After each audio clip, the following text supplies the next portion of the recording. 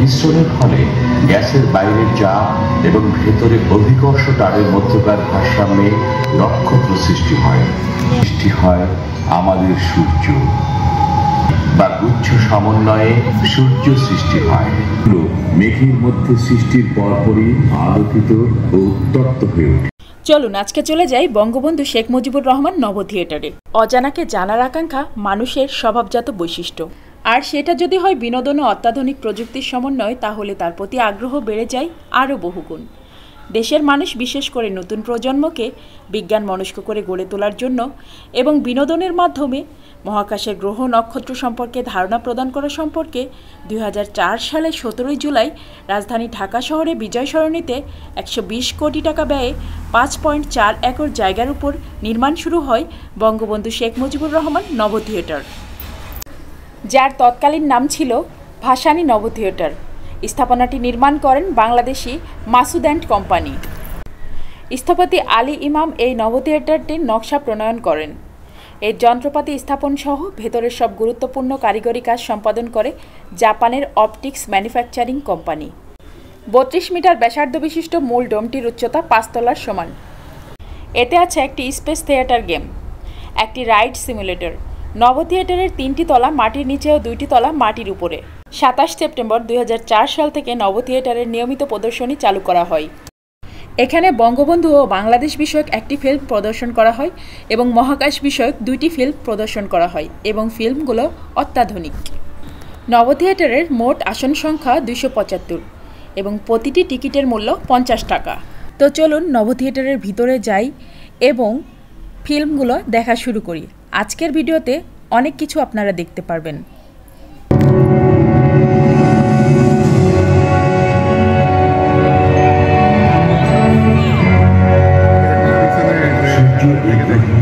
আমাদের জীবনকে কিভাবে সম্ভব করেছে তা খুব সহজেই দেখা যায়।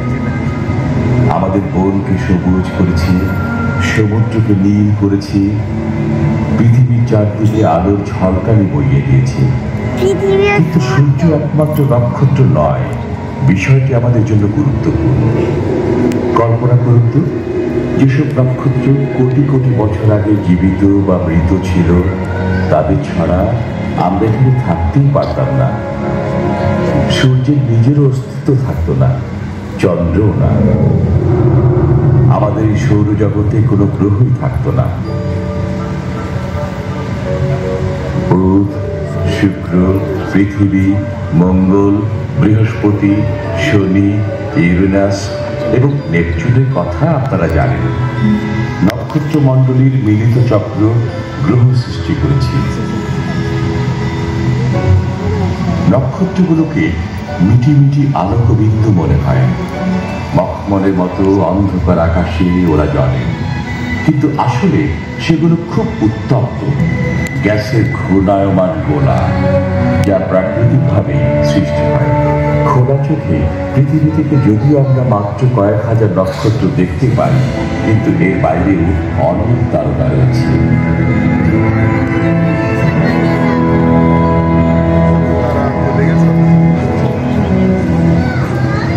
সম্প্রতি বিজ্ঞানীরা বিশ্ব ব্রহ্মাণ্ডের 3টি মাত্রা নিরূপণ করেছেন। তারা আমাদের নিজস্ব ছায়াপথ সৌরজগতে 100 কোটি নক্ষত্র দেখার সুযোগ করে দিয়েছেন। সৌরজগতের নিচে বিশ্ব ব্রহ্মাণ্ড। আমাদের চারপাশে যা দেখা যায়, তার জন্য নক্ষত্রগুলোর কি কোনো ভূমিকা আছে? আমি চাই দেখবার আপনাদের সাথে থেকে এই নক্ষত্র ভ্রমণে খুঁজে দেখব। আমাদের প্রথম বাধা অনেক অনেক দিন আগে, 1300 কোটি বছর আগে, কোনো নক্ষত্রই ছিলের মধ্যে এই গ্যাস সঞ্চিত হয়ে প্রথম তারাগুলো সৃষ্টি হয়।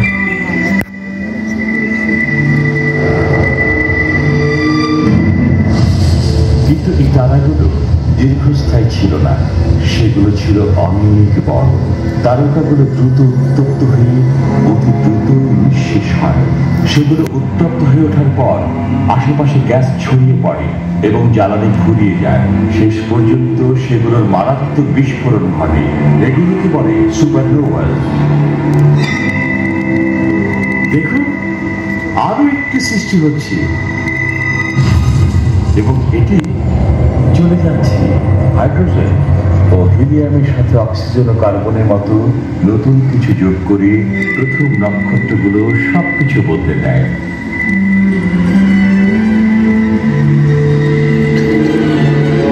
পরে সুপারনোভাস বিস্ফোরিত হয়ে মহাশূন্যে নতুন নক্ষত্র ও গ্রহ আগমনের উপাদান ছড়ায়। শুনতে অবিশ্বাস্য মনে হলেও সত্যি যে প্রায় 1300 কোটি বছর আগে সর্বপ্রথম নক্ষত্র সৃষ্টি হয়েছে। আপনার শরীরে রয়েছে এই নক্ষত্রের প্রায় 1 চা চামচ শক্তি।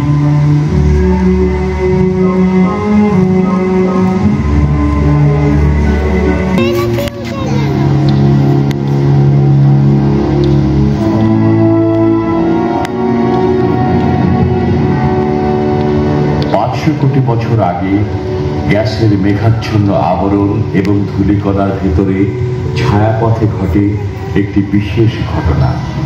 সৃষ্টি হয় আমাদের সূর্য।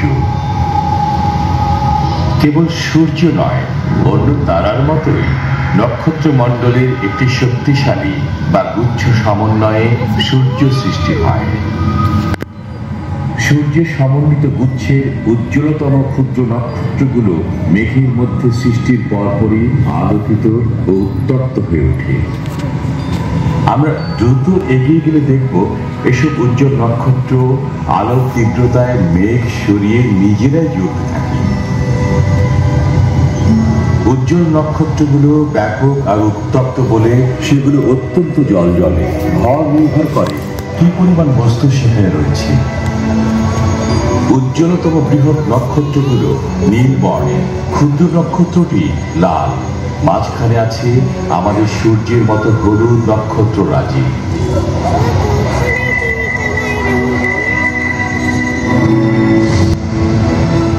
এবারে নক্ষত্রের শক্তির কথা। নোভাসের মতো নক্ষত্র বিস্ফোরিত হয়। এসব নক্ষত্রের মাত্র 1% বেলায় এমনটি ঘটে। মহাশূন্যের নক্ষত্রগুলো বিলুপ্ত হওয়ার আগে কক্ষপথে গুচ্ছাকৃতি ভাবে ছড়িয়ে থাকে। কিন্তু কখনো নিজস্ব গ্রহ আছে। সূর্যের কথা বলতে গেলে এর সাথে গ্রহগুলোর কথাও আসে।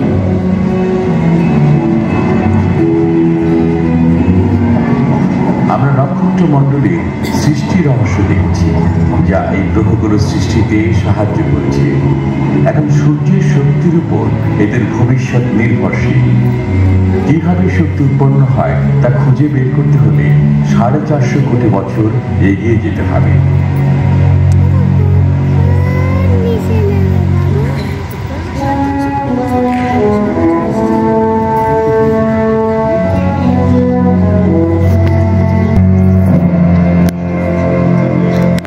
তারাগুলোর দিকে চেয়ে বোঝার উপায় নেই যে এগুলো কিভাবে কাজ করে।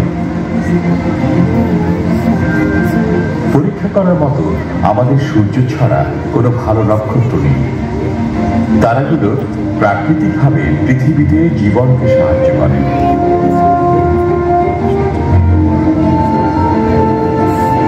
পৃথিবীর অনতিদূরে সূর্যের কক্ষপথের 3টি উপগ্রহ থেকে ছবিগুলো নেওয়া হয়েছিল। এখানে সূর্যের বাইরের পরিবেশ দেখা যাচ্ছে। এর নাম করোনা। বাইরের ধাপগুলো ক্রমাগত সৌর হাওয়ায় মিলে গেছে।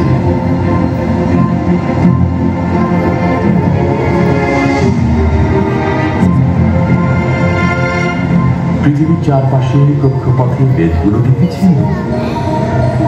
ওরা উপগ্রহের পথ দেখায়। এতে কয়েকটি সূর্যের খেয়াল রাখে, কয়েকটি আবহাওয়া বা টেলিভিশন সম্প্রচার ও জিপিএস সংকেতের দিকে নজর দেয়।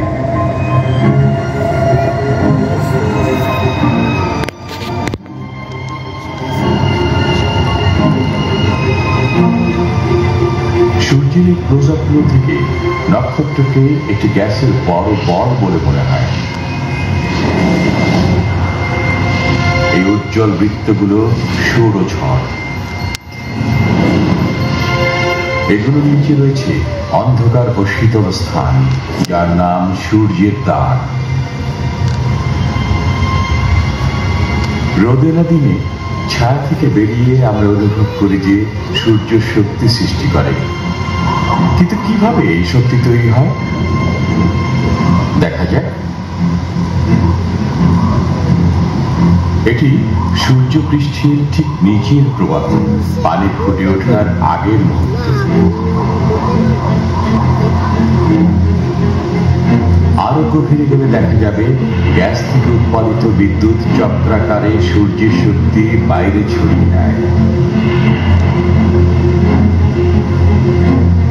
বিশ্ব ব্রহ্মাণ্ডের অন্যতম শক্তিশালী প্রক্রিয়ার মাধ্যমে এই শক্তি সূর্যের কেন্দ্রে উৎপন্ন হয়।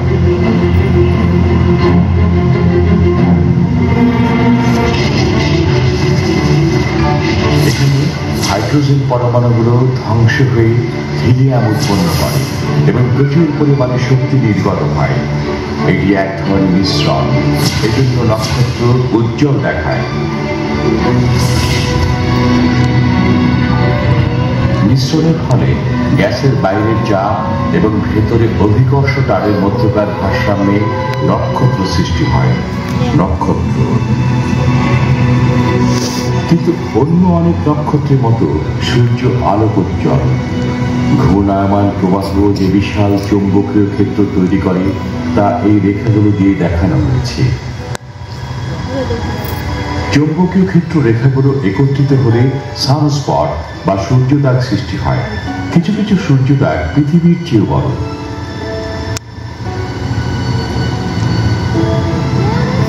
সূর্য থেকে গতিশীল হাওয়া এসে চৌম্বকীয় ক্ষেত্রকে ঘন্টায় 10 লক্ষ মাইল বেগে উড়িয়ে নিয়ে যায়। মনে রাখবেন, 10 লক্ষ মাইল প্রতি ঘন্টায়। সূর্যের চৌম্বকীয় বিস্ফোরণে প্রচন্ড ঝোড়ো হাওয়া হতে পারে এবং বিপজ্জনক বিকিরণ সৃষ্টি হতে পারে। এই ঝোড়ো হাওয়া কেবল উত্তর এবং দক্ষিণ মেরুতে বইতে থাকে। এর ফলে দেখা যায় আলোর প্রভাব।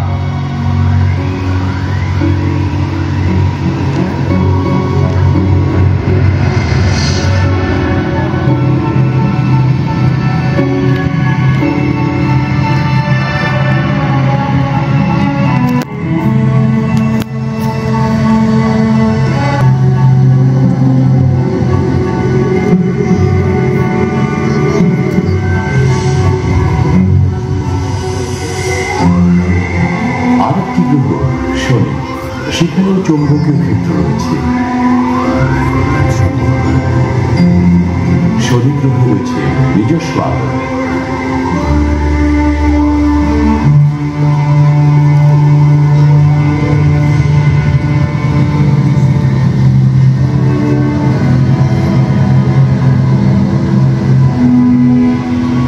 এই রেখাটি পৃথিবী থেকে গেছে। এটি ভয়েজার 1-এর পথ। 1977 সালে এটি উৎক্ষেপণ করা হয়েছিল।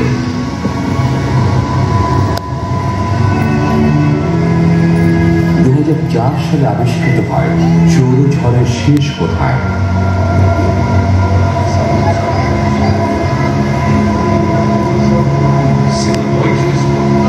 পঞ্চান্নটি ভাষায় প্রশংসিত ভয়েজার নক্ষত্রমণ্ডলের উদ্দেশ্যে যাত্রা করেছিল। সেখানে কিছু আছে কিনা তা দেখাই ছিল যাত্রার উদ্দেশ্য।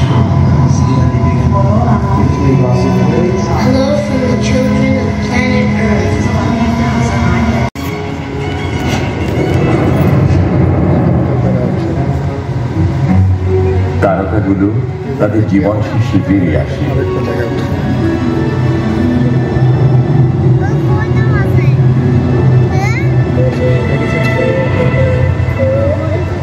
এগুলোর মধ্যে যে তারাটি সৃষ্টি হয়েছে সেটি কুণ্ডলীকৃত নীহারিকা। নক্ষত্রের অন্তঃস্থল, যা একটি পূর্ণবয়স্ক জলহস্তির ওজনের মতো হয়, সে যেন ইতিমধ্যে শ্বেত অংশে আবৃত হয়েছে।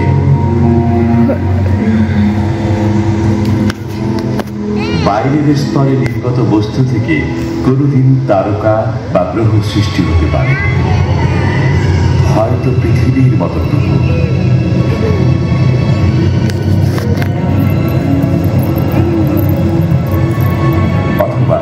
কোনো সামগ্রী তৈরিতে যে সহায়ক হতে পারে, বিজ্ঞানীরা সম্প্রতি তা আবিষ্কার করেছেন।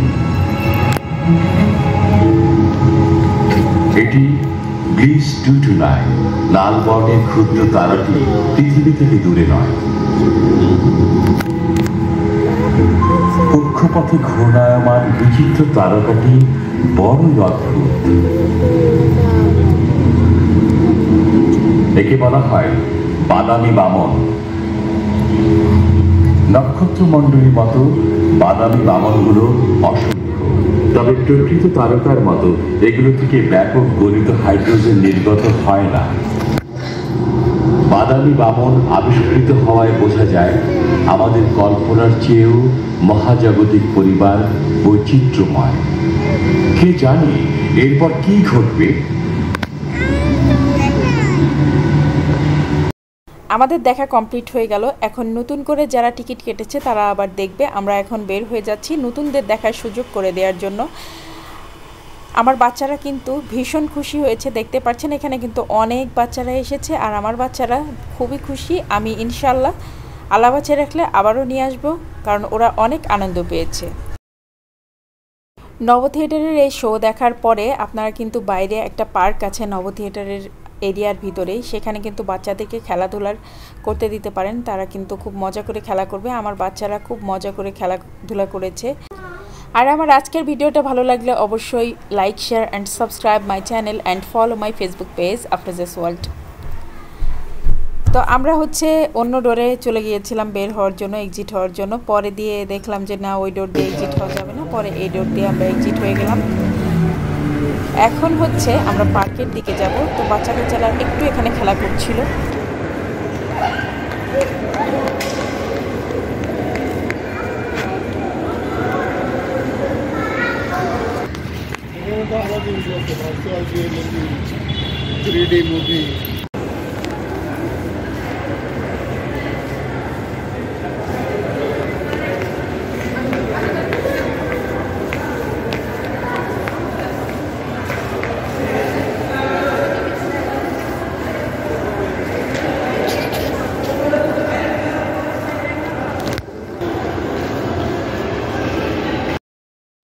এখন আমরা নব থিয়েটারের এখানে একটা পার্ক আছে, সেই পার্কটাতে বাচ্চাদেরকে একটু খেলাধুলা করাবো। তো সেজন্য পার্কের দিকে আগাচ্ছি। বাচ্চারা কিন্তু ভীষণ খুশি, দেখেই বুঝতে পারছেন। তো আপনারাও আপনাদের বাচ্চাদেরকে নিয়ে আসবেন। আর আমার আজকের ভিডিও ভালো লাগলে বেশি বেশি করে শেয়ার দিবেন ফ্যামিলি এবং ফ্রেন্ডসদের সাথে। তো আজকের মতো আল্লাহ হাফেজ, সবাই ভালো থাকবেন।